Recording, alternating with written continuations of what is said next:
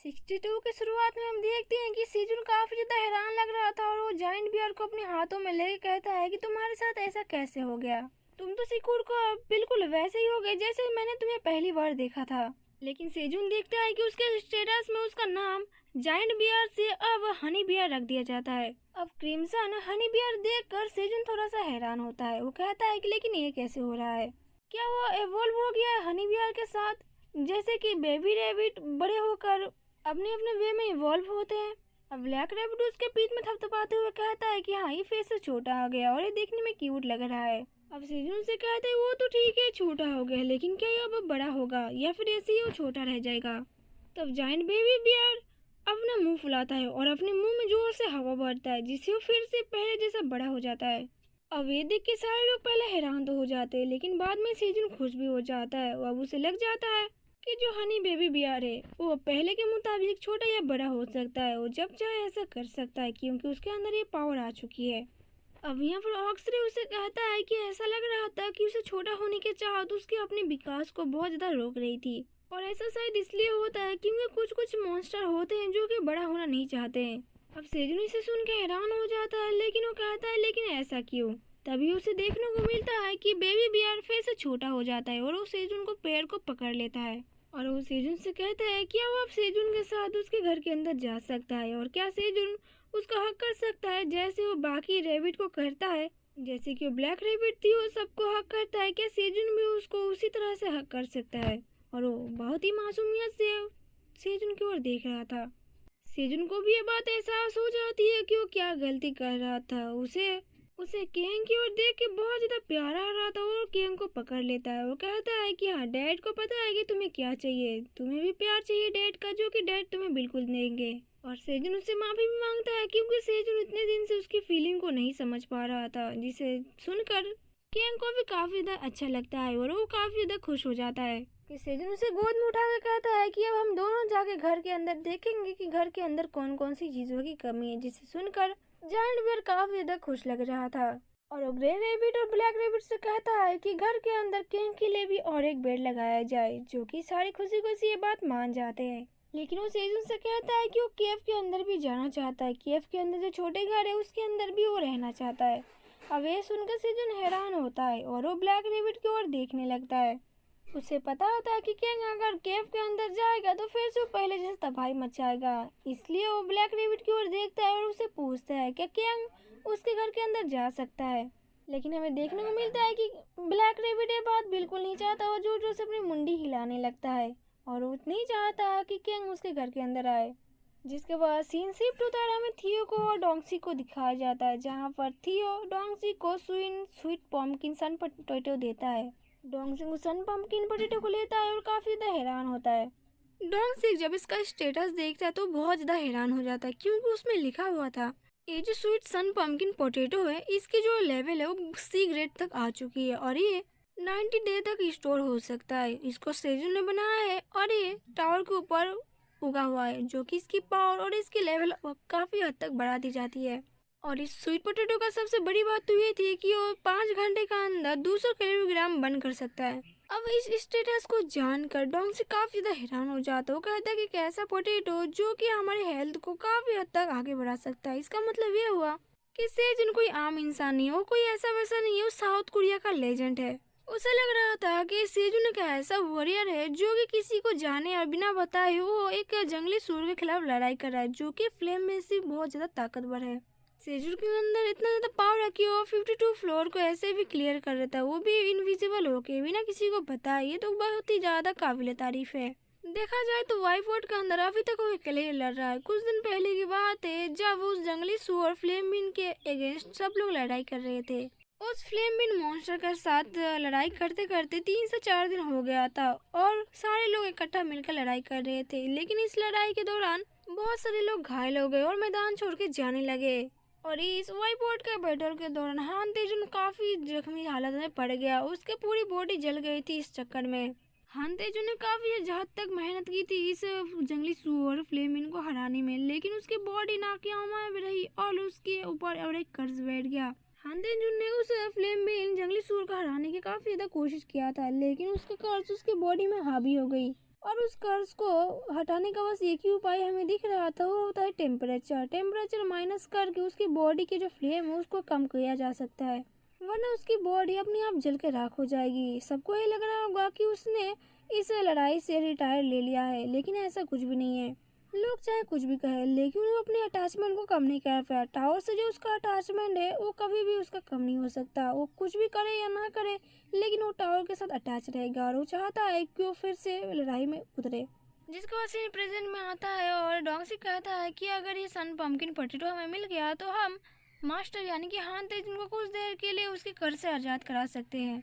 और इस चीज़ से ऐसा भी हो सकता है कि हम ही उस फ्लेम बिन जंगली सुअर को हरा सकते हैं सन पम्पकिन पोटैटो की मदद से, जिससे हमारे बॉस का यानी कि जो हान तेजुन है उसका कर्ज को भी हटाया जा सकता है परमानेंटली। अब लेजेंड फिर से एक बार मैदान में उतरेगा और उसके अलावा भी हमें 38 फ्लोर पर सारे मॉन्स्टर को खत्म करने के लिए हमें डीऑक्सीफाई ग्रीन अनियन भी मिला है, जिससे हम आसानी से 38 फ्लोर को क्लियर कर सकते हैं। जिसके बाद वो थियो को थैंक यू कहता है क्योंकि थियो ने इतनी मुश्किल घड़ी में उसका इतना बड़ा साथ दिया। पहले तो उसने डीऑक्सीफाई ग्रीन अनियन को दिया है जो कि उसका 20 यानी कि जहर को खत्म कर सकता है। ऊपर से उसने सन स्वीट पम्पकिन पोटैटो भी दे दिया जो कि काफ़ी ज़्यादा ज़रूरत थी अभी के लिए उनको। जिसके बाद ये उसे कहता है कि अरे कोई बात नहीं, ये तो बस मेरा काम था। और अपने मन के अंदर सोच रहा था कि अगर इस पम्पकिन को उसने ले लिया डोंगसिक ने तो इसका इल्ज़ाम मेरे ऊपर नहीं आएगा और कोई भी मुझे शक नहीं कर पाएगा और मेरा जो क्राइम है वो परफेक्टली सक्सेसफुल हो गया है और किसी को भी पता नहीं चला। जिसके बाद वो दोनों यहाँ से अलविदा रहते हैं। सीन शिफ्ट होता है, हम डोंगसिक को देखते हैं जो कि अपने ग्रुप के पास जा रहा था, जो कि काफ़ी देर से उसका वेट कर रहे थे।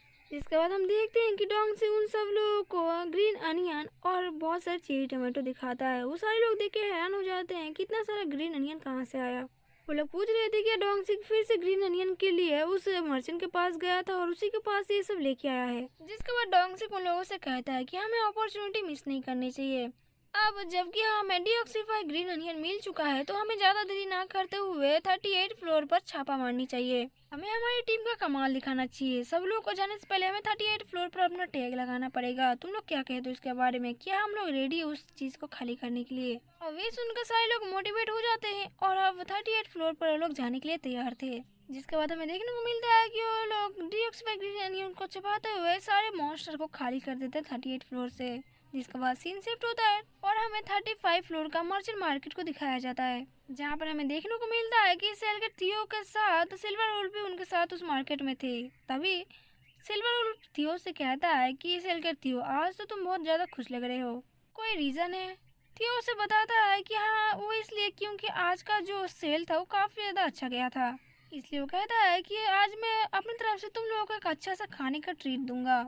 वो लोग खुश हो जाते हैं और थियो को थैंक यू कहते हैं। जिसके बाद वो लोग आपस में बात करने लगते हैं कि वो लोग क्या खाना चाहेंगे।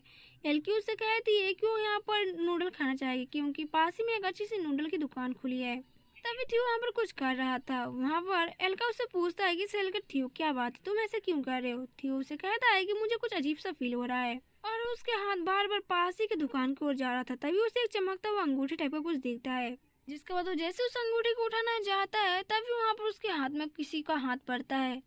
हम देखते हैं ये तो और कोई नहीं लोना होती है। वो झटके से उस अंगूठी को लेकर वहाँ से हाथ हटा देता है और पूछता है कि तुम कौन हो? ये मेरी है, इस पर नजर मत डालो। लोना उससे कहती है ये तो एक ऑर्डरिंग मर्चेंट कैट है जो कि मिड लेवल का मर्चेंट है। इसके बाद वो थियो से कहती है कि ये चीज़ तुम्हारी कोई काम की नहीं है, प्लीज़ तुम मुझे इसे दे दो। जिसके जवाब में थियो उसे गुस्सा होते हुए कहता है कि ये चीज़ मेरी है क्योंकि मैंने इस पर पहले हाथ रखा था, इसलिए तुम इसके ऊपर नज़र मत लगाओ। तुमने इसको लूज कर दिया और मैं तुम्हें इसे किसी भी हालत में अब नहीं देने वाला और तुम जैसे छोटे चूहों की इसकी कोई ज़रूरत नहीं पड़ेगी। चलो निकलो यहाँ से। अब जब लोना सुनती है कि उसे थियो ने छोटा सा चूहा बोला तो काफी ज्यादा गुस्सा हो जाती है। तभी यहाँ पर सिल्वर आता है और थियो से कहता है कि सेलकर थियो यहाँ पर क्या माजरा चल रहा है। तभी उसकी नजर हैमस्टर यानी कि लोना की ओर जाती है। वो उसे देख के काफी ज्यादा घबरा जाता है और चिल्ला के उठता है और कहता है क्या एक हैमस्टर? नहीं ऐसा नहीं हो सकता, क्या मेरी आंखें धोखा खा रही? ये तो वही है जो मैं सोच रहा हूँ, लेकिन यहाँ पर ये कैसे आ सकती है?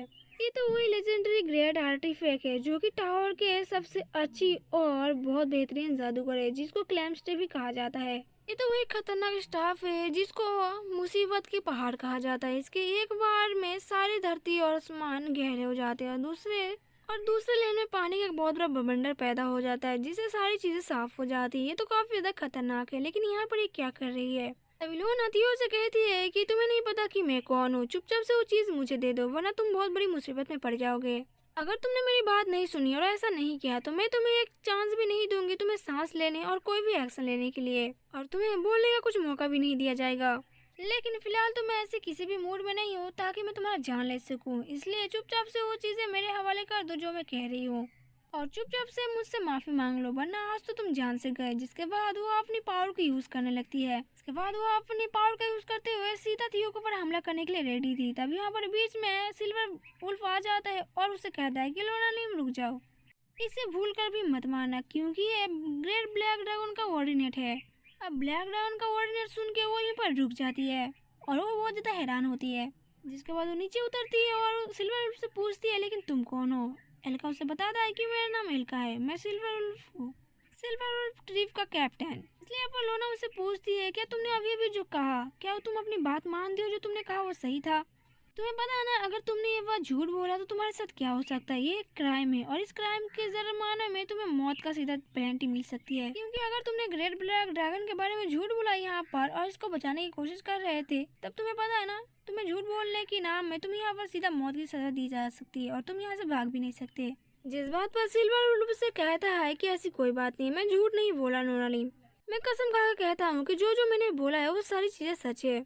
नीचे से थियो काफी ज्यादा गुस्सा हो रहा था। वो कहता है कि ये सही कह रहा है कि मैं ग्रेट ब्लैक ड्रैगन का सबऑर्डिनेट हूँ और हम यहाँ पर झूठ नहीं बोले, समझे। इसलिए अब लोना कहती है कि ठीक है अगर तुम ग्रेट ब्लैक का सबऑर्डिनेट हो तो तुम मुझे प्रूव करके दिखाओ कि तुम झूठ नहीं बोल रहे हैं। अब थियो यहाँ पर हैरान हो जाता है लेकिन वो उसे पूछता है लेकिन मैं तुम्हें प्रूव कैसे करूँ। अब इस बात पर लोना कहती है कि ठीक है तुम मुझे सीधा ग्रेट ब्लैक ड्रैगन के पास ले चलो तब जाकर मुझे बिलीव होगा। लेकिन थियो उससे कहता है कि ठीक है लेकिन मैं तुम्हें फ्री में वहाँ पर नहीं ले जा सकता। अब थियो की बात सुनकर सिल्वर वुल्फ की मुंह तो खुले के खुले रह जाते क्योंकि वो उसे लग रहा था कि थियो तो अब जान से गया। अब सोच रहा था कि ये छोटा कैट तो अब जान से गया क्योंकि अब लोना उसे छोड़ेगी नहीं। क्या हो कि लोना बहुत ज्यादा एंग्री हो जाए और थियो को यहीं पर खत्म कर दे। लेकिन थियो भी यहाँ पर कम नहीं था, वो बहुत ज्यादा गुस्से में था और लोना को घूरे जा रहा था और लोना भी उसे घूरे जा रही थी। ऐसा लग रहा था कि अब उसे एक पल में खत्म कर देगी। और इसी के साथ ये वाला चैप्टर यहीं पर खत्म होता है।